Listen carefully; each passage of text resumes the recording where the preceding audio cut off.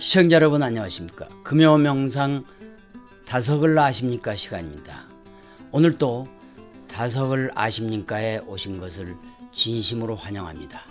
다석사상에 의한 꾸란의 해설, 오늘은 제5화입니다. 오늘은 꾸란의 2장 알바카라에 나오는 중요한 주제들을 다뤄보도록 하겠습니다. 그렇죠. 오늘은 이제 꾸란에서 매우 중요한 부분을 다루는 2장 알바카라 암소장에 등장하는 카아바 성전과 경배에 관한 이야기를 함께 나눠보겠습니다. 역시 그 성전과 경배는 모든 종교의 가장 중요한 하이라이트 장소이자 그렇습니다. 기본이죠. 그렇기 때문에 먼저 제가 125절부터 136절까지의 내용을 읽어드리도록 하겠습니다. 125절입니다. 기억할지니 하나님은 그 집, 즉 카으바를 인류의 안식처 및 성역으로 만들겠으니 기도를 드리기 위해 아브라함이 멈춘 그곳을 경배의 장소로 할지어다. 또한 ጧ푸를 행하고 엎드려 경배하는 자들을 위해 나의 집을 정화한 것을 아브라함과 이스마엘에게 명령하였느니라. 136절입니다. 무슬림들이여 말하라. 우리는 하나님을 믿고 우리에게 계시된 것과 아브라함과 이스마엘, 이삭, 야곱 그리고 그 자손들에게 계시던 것과 모세와 예수가 계시받은 것과 선지자들이 그들의 주님으로부터 계시받은 것을 믿나이다. 우리는 그들 어느 누구도 구별치 아니하며 오직 하나님에게만 순종할 따름입니다. 어떻게 보면 하나님의 유일하신 하나님 유일사상이죠. 강조하는 구절입니다. 예, 그렇습니다.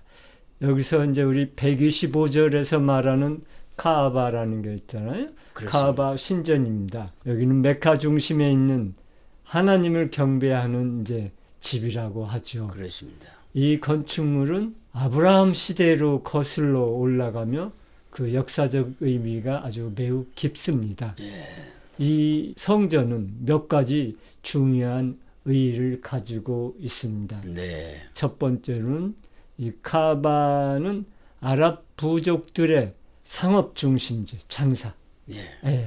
그리고 또 시낭송의 강연장 및 경배의 이제 중심지 역할을 했다는 것입니다. 두 번째로는 이제 성역으로서 어떤 일정한 시기에는 싸움이나 살생이 금지된 장소이기도 합니다. 그래서 마치 모세 율법 시대 살인자가 은신할 수 있었던 은신처와도 같고, 그렇습니다. 또 중세 유럽에서 범인들을 추적할 수 없었던 성역과 같은 것이죠. 우리도 옛날에 성소라는 게 있어가지고 그렇죠. 거기에 들어가면은 잡을 수가 없고. 그렇습니다. 그렇죠? 우리 한민족도 보면 삼한시대, 삼국시대, 그렇죠. 소도 뭐 이런 그 어떤 성소 같은 것이 있으면 그렇습니다. 거기에 들어가면 잡지를 못하고. 그렇습니다. 또 현대에 와서도 우리가 민주화 운동 당시에 명동성당에 갔을 때는 경찰이 그 안에 들어가지 못하고. 그런 의미겠죠. 예, 그렇습니다. 그리고 세 번째는 하나님을 경배하는 아주 신성한 장소였으며 오늘날까지도 이 아브라함이 예배를 드렸던 아브라함 신전이 남아 있습니다.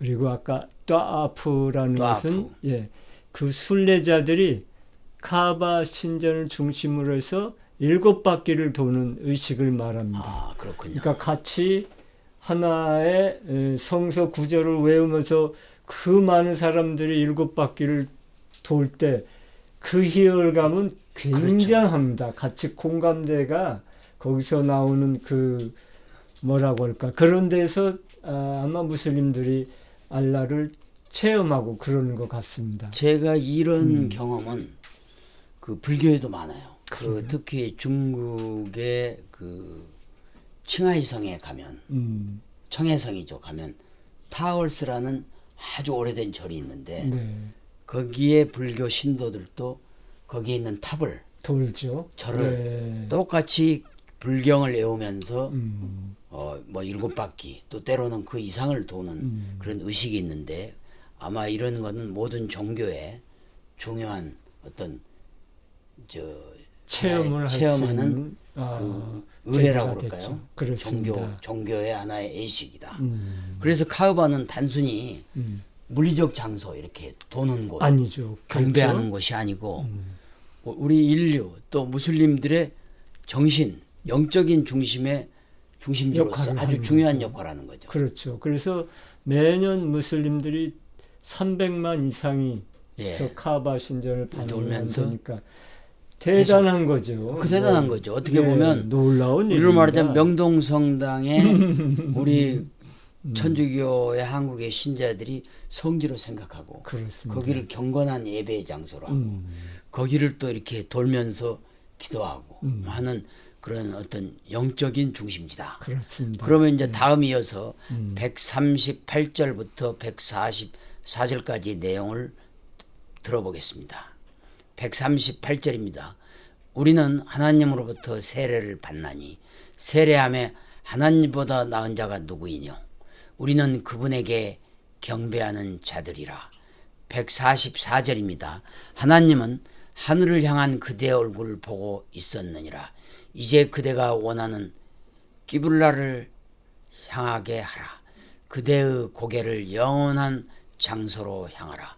어디에 있든지 그쪽으로 고개를 향할지니 성서를 받은 이들은 이 계시가 그들의 주님으로부터 온 진실이라는 것을 알고 있으며 하나님은 그들이 하는 것에 대해 모르는 분이 아니시니라. 이렇게 되어 있습니다. 네, 그렇죠. 그래서 여기에서 138절에 세례라는 것은 아랍어로 이제 시브가라고 하는데, 시브가라. 예, 이 단어는 원래 염색 또는 색깔을 이제 의미합니다. 예. 이제 아랍에 있었던 기독교인들은 물의 색깔을 넣어서 세례를 받았는데, 이는 이제 세례받는 사람이 새로운 삶의 색을 얻게 된다는 것을 그렇습니다. 예, 상징하고 있습니다. 네.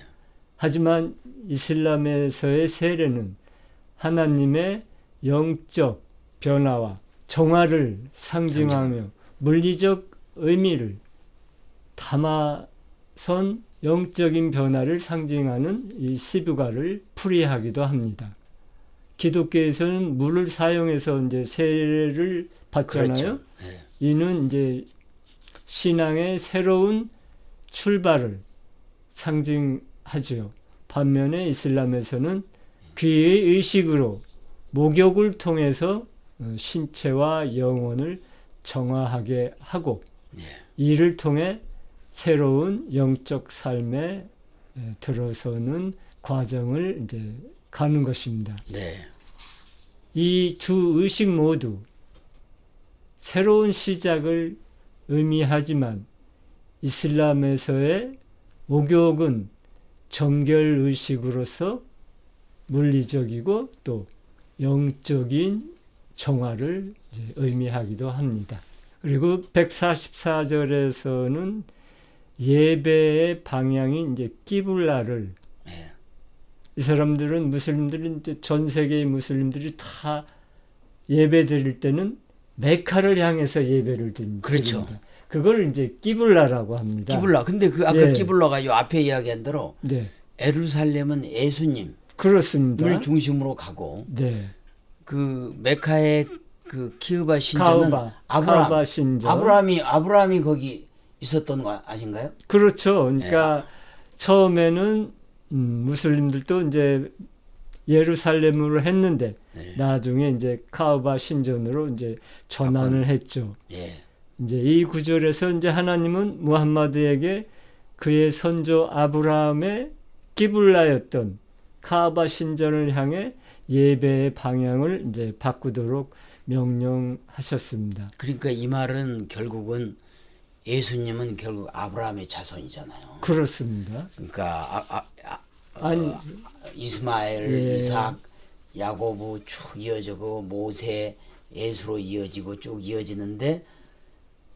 기독교에서는 예루살렘, 특히 그렇습니다. 예수가 예. 그 설교하셨던 예루살렘을 성소로 하는데 이슬람에서도 원래는 이스라엘로 하다가 예루살렘으로 하다가 예루살렘으로 하다가 이제 카바로 나중에는 그렇죠. 그 예수의 선조인 아브라함이 그 건축한 그 예, 카바 카바 신전으로 성으로 해라. 그렇습니다. 그게 메카에 있다. 그렇습니다. 그게 다른 거죠. 예, 그래서 네. 모든 전 세계의 무슬림들은 기도할 때는 항상 그 메카의 카바를 중심으로 하죠. 이거를 이제 그러니까 이게 기블라라고 중요한 하죠. 부분은 예. 저희 같이 이 꾸란을 잘 모르는 사람은 그 메카가 무하마드하고 연결된 줄 알았는데 그게 아니고 아브라함의 그 전에 이제 그렇죠. 성소였다. 아브라함, 이스마엘 하나님을 이렇게 모시는 성소였고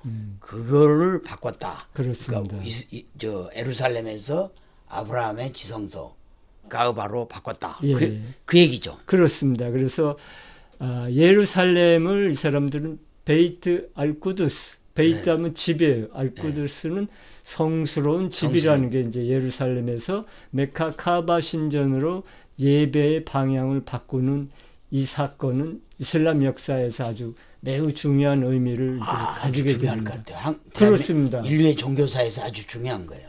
굉장히 아주 새로운 터닝 포인트가 되는 거죠. 예.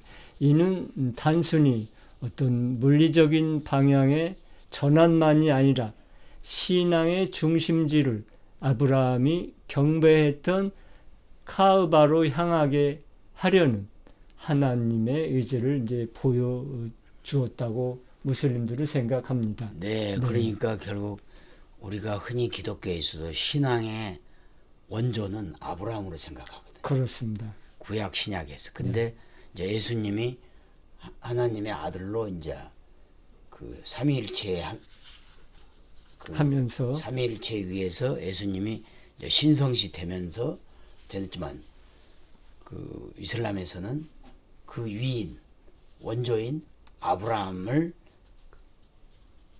모시고 그렇죠. 아브라함의 지성소인 이 카바 카바를 신전을 그 기도의 기도의 방향으로 설정을 정했다. 했습니다. 네. 예. 그러니까 그 기도의 방향도 중요하지만 결국 카바는 영성, 즉 우리의 마음과 정신이 하나님을 향해야 된다. 그렇습니다. 예. 어떻게 보면 조금 견광부여자는 백투더 베이직이다.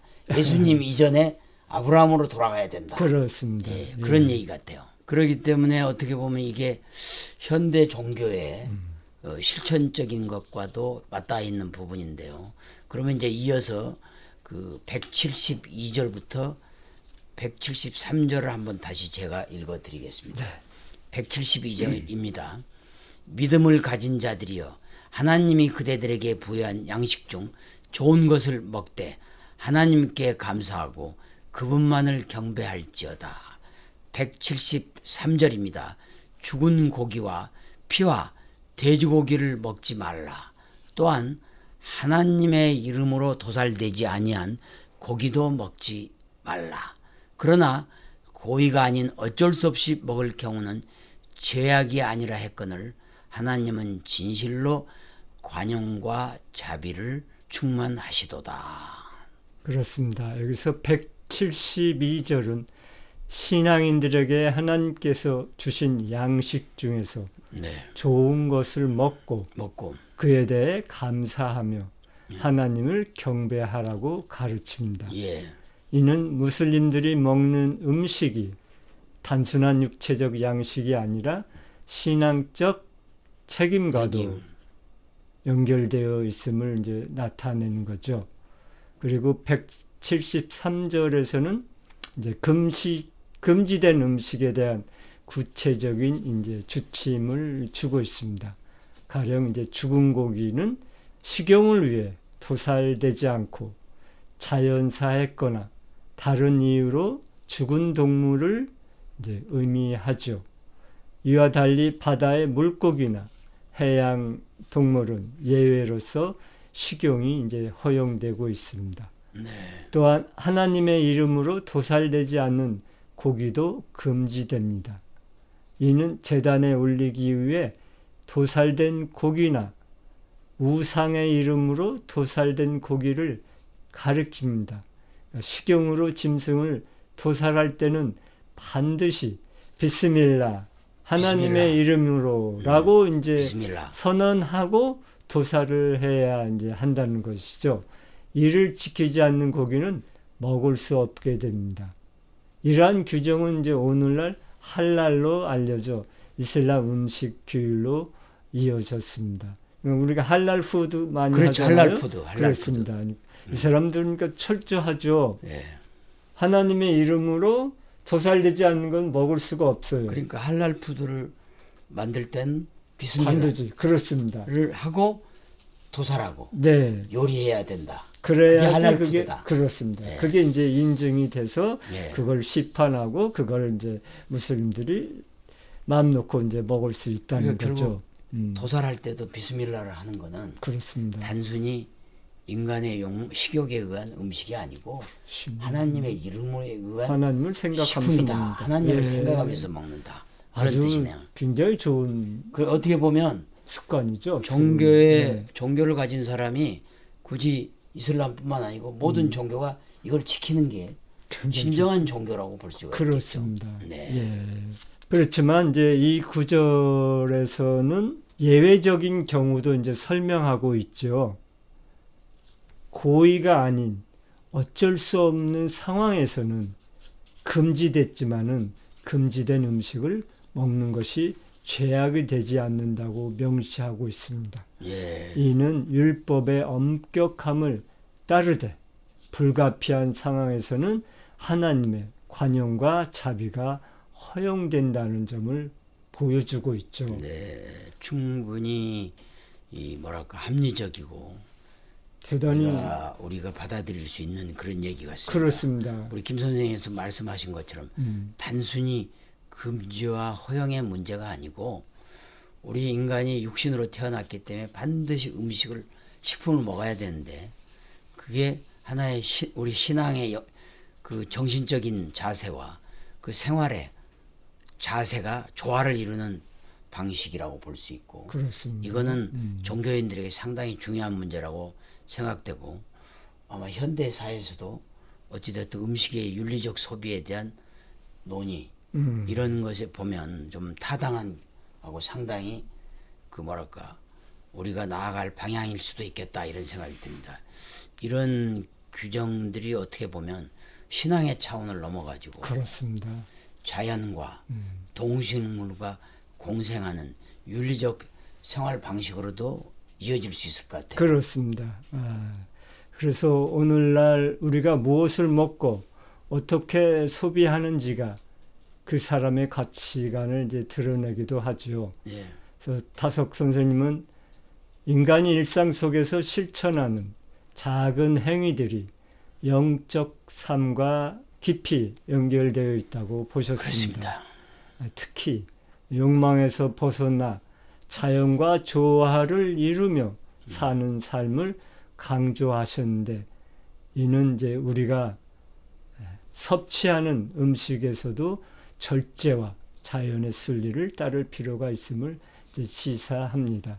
그래서 타성님은 이제 하루 한 끼 먹는 것도 그렇죠. 어떻게 보면은 자기는 하루 한 번은 탐한다고 그것조차도 죄수로 했습니다마는 따라서 우리가 음식 선택과 소비는 단순히 물리적 행위가 아니라 신앙적 실천과 윤리적 태도를 반영해야 한다는 생각과 이제 연결이 됩니다. 이러한 관점은 꾸란에서 강조하는 식사 규칙과도 닮아 있다고 볼 수 있습니다.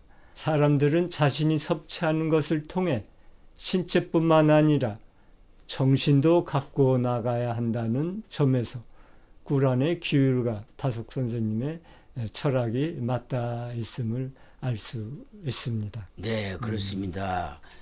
우리 김 선생님께서 오늘 꾸란의 내용을 구체적으로 말씀하셨는데 정말 이 식사의 태도, 음식의 선택과 소비 이게 어떻게 보면 우리 현대인들도 지금 여러 가지 건강식을 하는 자세가 지금 이 같이 일맥상통하다고 할 수 네. 있겠죠. 그렇다면 우리가 성경하고 꾸르안을 비교했을 때 어떤 공통점과 차이점이 있을까요? 그렇죠. 오늘 우리가 살펴본 꾸란 2장 알바까라에서 나오는 내용은 이런 면에서 성경과 유사한 점이 이제 많이 있습니다. 예를 들어 아브라함과 그의 후손들에 대한 이야기는 성경과 꾸르안 모두에서 매우 중요한 역할을 합니다. 성경의 창세기에도 아브라함과 이삭, 야곱, 이스마엘의 이야기가 나오며 그들이 하나님과 맺은 언약이 중요한 신앙적 메시지로 이제 전달됩니다. 또한 이제 성경에서도 음식에 관한 규칙이 등장하죠. 특히 구약 성경의 레위기에서는 피와 죽은 동물의 고기를 이제 먹지 말라는 규정이 있습니다. 이는 꾸란의 금지 규정과 매우 이제 유사합니다. 두 경전 모두 음식을 섭취하는 과정이 단순한 식생활의 문제가 아니라 신앙적이고 윤리적인 실천으로 여겨집니다. 하지만 이제 차이점도 좀 존재하죠. 예를 들어 예배의 방향에 대한 꾸란의 내용은 성경에서 찾아보기 그렇습니다. 어려운 부분입니다. 네. 예, 그러나 이제 꾸란에서는 예배의 방향이 예루살렘에서 메카의 카으바 신전으로 전환되는 중요한 이제 사건이 있었지만은 성경에서는 특정한 예배 방향이 명시되지는 않았죠. 대신 성경에서는 어떻습니까? 기도를 할 때 내 마음과 영혼, 특히 성령, 그렇습니다. 영혼으로 하나님을 경배하는 것이 이제 강조되고 있잖아요. 그러니까 이제 결론적으로 말하면 꾸란과 성경은 많은 공통점이 있지만 경배 방식이나 규율의 구체적인 적용 방식에는 좀 차이가 있는 것입니다. 예. 그러나 두 경전 모두 신앙의 본질과 윤리적 삶의 실천을 중요시한다는 점에서 큰 틀에서는 공통된 메시지를 전달하고 있습니다. 예, 그렇습니다. 두 경전이 서로 다른 것 같으면서도 근본적인 신앙의 가르침에서는 거의 공통된 부분이 많고요. 그렇습니다. 그렇습니다. 그러면 이제 우리가 마지막을 달려가는데 오늘 다석 선생님의 한마디를 들어보겠습니다. 오늘 이 부분과 관련해서 꾸르안의 이 부분과 관련해서 다석 선생님 어떤 말씀을 소개해 줄 수 있을까요? 예, 오늘의 다석 한마디입니다. 사람은 참을 것 참으면서 어질게 사물을 처리하는데 마땅히 옳게 하여야 한다. 이는 우리가 상대적 존재로 여겨서 한동안 지내는 것을 이렇게 해야 한다는 것이다 라고 이제 다섯 오륙에 나와 있죠. 그러니까 이 말씀은 우리가 살아가는 동안 겪게 되는 다양한 일들에서 인내와 어지름을 가지고 사물을 처리해야 한다는 가르침을 전합니다. 그러니까 세상을 살아가는 데 있어 순간적인 감정이나 욕망에 휘둘리지 않고 마땅히 해야 할 옳은 일에 집중하며 인내하는 것이 참된 인간의 자세임을 이제 강조하고 있습니다. 또한 우리는 상대적인 존재로 영원히 머무는 것이 아니라 한동안 이 세상을 지나가는 존재임을 깨닫고 우리가 매 순간을 신중하고 어질게 대해야 한다는 점을 일깨워 줍니다. 그러니까 이 말씀은 오늘 배운 꾸르안의 구절들과도 연결되어 있죠. 꾸르안에서도 우리의 삶은 영원하지 않으며 일상 속에서 하나님께 감사하며 올바르게 살아가는 것이 중요하다고 가르치고 있습니다. 꾸란의 규율을 따르며 인내와 감사로 삶을 살아가는 것이 신앙의 본질이라는 점에서 다석 선생님의 가르침과도 일맥상통한다고 할 수 있습니다. 그렇습니다. 그 다석 선생님의 오늘의 한마디는 결국 신앙인의 자세, 신앙의 본질이 무엇이냐를 알려주는 점에서 깊은 울림을 준다고 할 수 있겠는데요. 신앙이란 멀리 있는 것이 아니고 교회당에 있는 것이 아니고 그렇습니다. 절에 있는 게 아니고 네. 우리 삶 속에 실천하는 것이라는 메시지가 가슴에 와닿습니다. 특히 다석 선생님께서는 생활이 기도요 예배다. 그렇습니다. 그러니까 우리가 생활을 할 때 그야말로 기도하고 예배하는 자세로 살아가서 어질고 인내하고 많은 사람에게 공감을 일으킬 수 있는 생활 자세를 보이는 것이 진정한 신앙인의 자세고 하나님과 상통하는 그렇습니다. 최고의 지름길이다. 이렇게 볼 수 있습니다. 오늘 다룬 내용들이 우리 시청자 여러분들의 신앙과 삶에 작게나마 큰 깨달음을 드렸기를 앙망하겠습니다. 다음 시간에는 꾸란에서 나오는 단식과 성지순례에 관한 내용으로 시청자 여러분과 함께 하도록 하겠습니다. 김 선생님, 오늘 또 수고 많으셨습니다. 네, 감사합니다. 대단히 감사합니다.